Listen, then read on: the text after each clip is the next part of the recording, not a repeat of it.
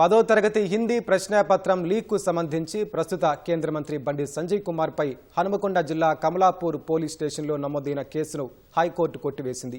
ఈ కేసు దర్యాప్తు తీరుపై హైకోర్టు తీవ్ర అసంతృప్తి వ్యక్తం చేసింది. ఇది పోలీస్ శాఖ అసమర్థతని వ్యాఖ్యానించింది.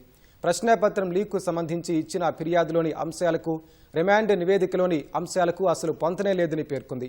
ఇలా చేస్తే కేసును ఎదుర్కొంటున్న వారు పరిహారం కోరే అవకాశం ఉందని హెచ్చరించింది. ఇలాంటి కేసులను నమోదు చేయడం ద్వారా కోర్టు సమయాన్ని వృధా చేయడమేనని వ్యాఖ్యానించింది. పోలీసులు మోపిన అభియోగాలకు అనుగుణంగా ఆధారాలు లేవంటూ బండి సంజయ్పై ఉన్న కేసును కొట్టివేసింది. 10వ తరగతి ప్రశ్నాపత్రం లీక్ కేసును కొట్టివేయాలని కోరుతూ కేంద్ర మంత్రి బండి సంజయ్ హైకోర్టులో పిటిషన్ దాఖలు చేశారు. రాజకీయ కక్షతోనే కేసును నమోదు చేశారని పిటిషనర్ తరపు న్యాయవాది వాదించారు.